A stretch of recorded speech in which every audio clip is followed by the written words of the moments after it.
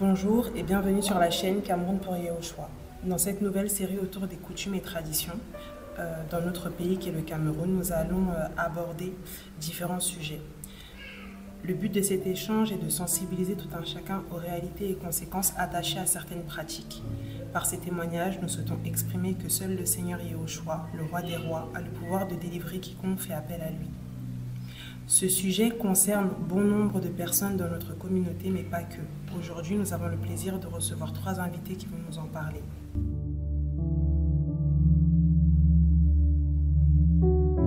Je voulais revenir justement parce que tu as parlé de chefferie et tu as parlé de concession. Est-ce que c'est possible, pour ceux qui ne savent pas ce que c'est, pour ceux qui ne sont pas originaires de l'ouest du Cameroun, de développer un petit peu qu'est-ce que c'est que la concession et la chefferie, comment elle est organisée? Parce que tu as parlé de chef, tout à l'heure notre frère a donné beaucoup de noms. Si on peut juste revenir là-dessus et puis continuer après, s'il te plaît. Oui, mais nous les Bamileke, tu sais, nous sortons enfin nous étant en tant que bâtiers, nous notre chefferie, la chefferie c'est le chef qui est à peu près comme, qui est un peu établi sur le village, quoi. C'est un chef qui est établi sur le village. C'est pour ça qu'on dit le chef, parce que c'est le chef, on parle spirituel ici, le chef du village qui est établi un peu sur le village, voilà, qui suit un peu les affaires du village. Et tout le monde se réfère à lui. Voilà, quand il y a des choses, on va vers lui.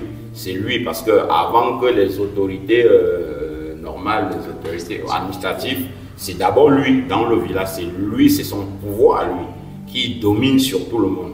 Parce que quand on va vers lui, on sait que lui va traiter la solution, il va traiter le sujet. Donc, du coup, et nous, quand on dit nos concessions, nous, en tant que famille d'un papa peut-être issu de 4 femmes, on avait notre concession. Donc, notre famille à nous, après, il y a des autres familles, mais notre concession à nous, parlant de 4 femmes, c'est ça que j'appelle notre concession. Notre concession parlant de notre famille, pas directement de la chefferie. Nous, séparés de la chefferie. Bon, nous qui regardons vers cette chefferie-là, mais n'étant pas de la chefferie, bien sûr. Donc, c'est de ça que je parle, notre concession et la chefferie. Donc, quand je parle ici, mon papa n'était pas un notable, il n'était rien de la chefferie. On parle des notables. Voilà. Non, parce que dans nos villages, en fait, à la chefferie, il y a 9, voilà, il y a les notables. Il y a les notables, je crois que chez nous, il y a jusqu'à 9 notables. Donc, et ce que je sais un tout petit peu, c'est que pour destituer le chef, il faut que les 9 notables soient d'accord pour destituer le chef. Maintenant, il y a leur nom. Maintenant, je ne pourrais pas dire clairement. Il y a les Mekem. Les Mekem, c'est un des notables aussi puissants. Quand on t'appelle déjà Mekem, ça veut dire que toi aussi, tu n'es pas n'importe qui. Il y a les Mwambe, il y a les Sop. Il y a tous ces noms-là qui font partie de tout ce clan-là, les rangs de notables. Maintenant, de compter les noms ici, moi je ne pourrais pas vraiment, mais moi je sais que tous ces 9 notables font partie de la chefferie. Donc, dans chaque grade, il y a plusieurs notables. Dans chaque grade, c'est un. En fait, quand tu dis grade ici, chaque nom correspond à une personne. En fait, chaque nom correspond à une personne avec son... En fait, c'est un titre, c'est des titres qui correspondent à qui tu es. Et quand on donne ce nom-là, eux tous qui sont dans ce domaine-là peuvent connaître ton type d'animal. Ton totem. Voilà. Ils peuvent connaître tout de suite quand tu... Je dis ça comme ça, oui, ils connaissent ton type de totem. Ils connaissent qui tu es tout simplement, on va dire ça comme ça. Ils connaissent tout de suite qui tu es. Et un totem... Pour avoir un totem, il faut être notable. Il faut faire partie, en fait, il faut aller d'abord. On n'a pas un totem au hasard, c'est pas que tu te lèves, il faut être relié à la chefferie. C'est pas toi qui l'animal, c'est pas toi qui t'octroie un animal comme ça, non, c'est de la chefferie que toutes ces choses-là descendent. Voilà. Concernant les totems, parfois ceux qui ont les totems, c'est pas toujours ceux qui sont reliés à la chefferie, parce que dans la sorcellerie, c'est des niveaux en niveau. Comme lui, tout à l'heure, il a révélé que son père, il n'était pas notable, mais il avait les visions en fait, et que le chef ne pouvait pas lui parler. Et ce genre de personnes, c'est des personnes, dès leur naissance, ils sont venus en mission. Parce qu'il y a des personnes des personnes comme ça, ils sont conduits par des entités. Et en fonction des entités, ça dépend de quelle quantité d'entités ces personnes traînent en fait, et de leur grade dans ce genre de truc.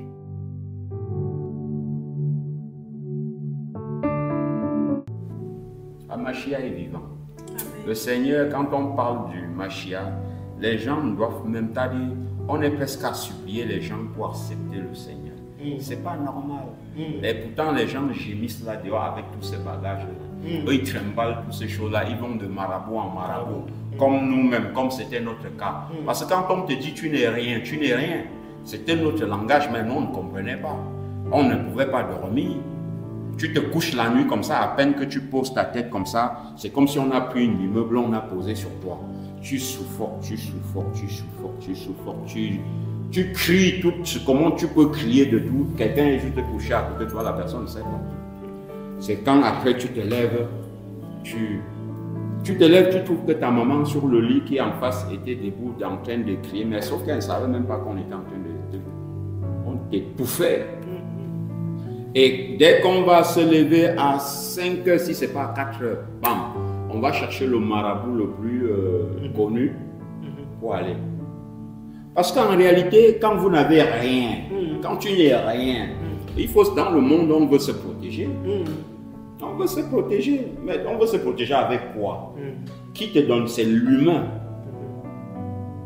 Et là, avant que le jour ne se lève, on est à tel endroit.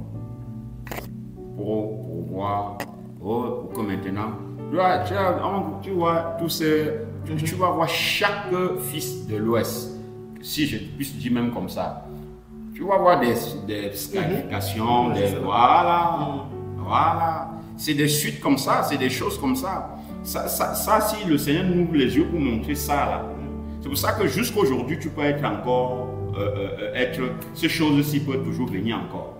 Cette couverture, c'est une espèce de couverture de plomb.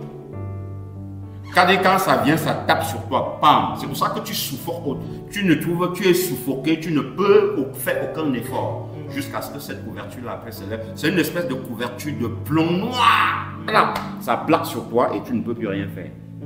Voici la grâce que le Seigneur a donnée à mon petit frère de voir, parce qu'il a tellement pleuré pour voir cette chose. Et le Seigneur a fait grâce de voir cette chose. Quand ça vient comme ça, c'est une chape de plomb qui plaque sur toi, sur ton lit. C'est pour ça que tu veux te lever, tu ne peux pas.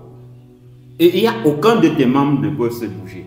C'est juste qu'il te reste juste ta voix et ta respiration, même parce que tu es oppressé, tu suffoques, tu cries. Mais c'est tout ça, c'est l'esprit, c'est là. Parce que c'est une alliance de sang qui a été faite. Et comme disait quelqu'un tout à l'heure, quand on mélange un produit, on te donne. Bon, ici même encore, c'est toujours léger. Parce que ça, là, c'était une alliance qui rentre direct dans ton sang. Et la chose est entrée. Et il n'y a que Mashiach qui peut t'en délivrer de ça. Tu vois? Donc, nous, on se levait, tout, hop, on est chez ce marabout. Lui, il va, quand ce n'était pas, on était déjà découpé partout. Tout ça, on mélange une espèce de... On prenait un truc, on écrasait, un truc au calcaire. Aujourd'hui, on comprend que c'est terrible. Ça pouvait être des os, ça pouvait être, n'est-ce pas, on écrase avec une espèce de truc noir, cendre noire. Et quand on écrase des choses, quand quelque chose, aujourd'hui on comprend que quand quelque chose, on prend un cendre, on écrase jusqu'à ça devient. C'est du consumé. C'est quelque chose qui n'a plus de vie. Et on mélange, on ne sait pas quoi, on met directement en toi. On prenait tout ce tas de choses.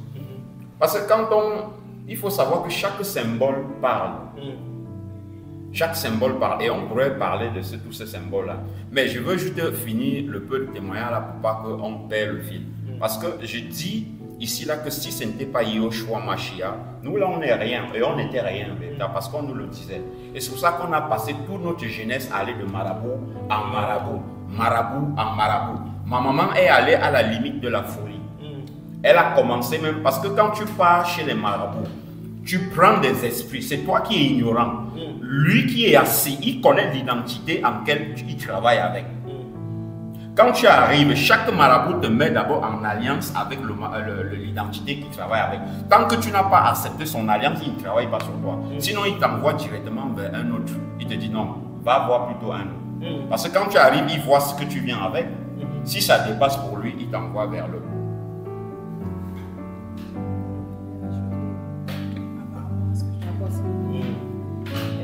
Comme il dit, par rapport aux marabouts, il y a des marabouts où, quand il faut faire travailler sur certaines personnes, on amène même ces personnes au bord des rivières.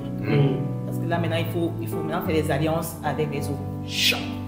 Et on appelle ça des lavages. Même jusqu'au bébé, il y a dans certaines traditions où on confie des bébés, là, par des rituels dans ces villages-là, ils consacrent leurs enfants dans les rivières de chez eux. Par exemple, comme dans le littoral à Douala, le Ngono, tout ça, on les consacre à l'eau.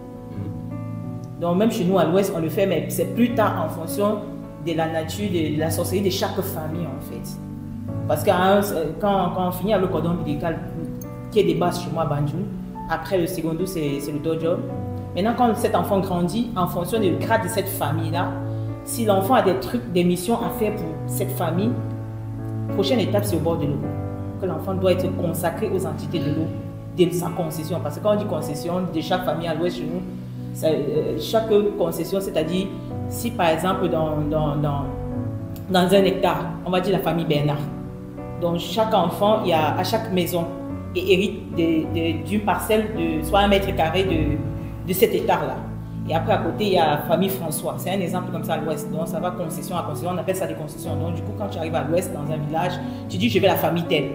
Dans tel quartier, par exemple, nous sommes ici à Torcy, on va dire, ah oui, telle famille, ils sont de l'autre côté là-bas. La concession de tel est là-bas. Et là-bas de l'autre côté. À l'ouest, c'est comme ça.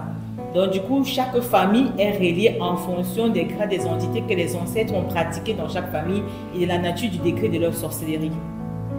Parce que toutes les familles n'ont pas les mêmes grades de sorcellerie. Donc, à l'ouest, c'est comme ça. Et quand les gens pratiquent le maraboutage, ils se disent, ah, quand ils vont chez un marabout, parce qu'ils se disent qu'ils partent chercher une protection, comme le frère a dit, mais arrivé là-bas, il faut créer une alliance avec les entités que le marabout travaille. Et si le marabout, après avoir premièrement accepté d'avoir la condition pour que ça pacte avec son entité, pour qu'il voie le problème, quand le problème est déjà découvert, s'il se rend compte que la force qui vient, qui vous combat est au-dessus de sa force, lui il dit carrément non. Parce que si lui il accepte, il meurt. Parce que quelqu'un ne peut pas aller combattre, un simple capitaine ne peut pas aller combattre un général. Ça ne se fait pas. Ou un lion ne peut pas lutter avec un rat. C'est ça en fait. Donc nous vous remercions d'avoir pris le temps de partager votre témoignage avec nous. Nous bénissons le Seigneur Yehoshua qui nous a assistés tout au long de cette table ronde. À vous, chers auditeurs, si vous êtes intéressés pour partager votre témoignage sur le thème coutumes et traditions au Cameroun, vous pouvez nous contacter depuis le mail camerounpouryehoshua@gmail.com ou depuis le site internet Cameroun pour Yehoshua dans la rubrique Contact. Merci pour votre écoute et à très bientôt.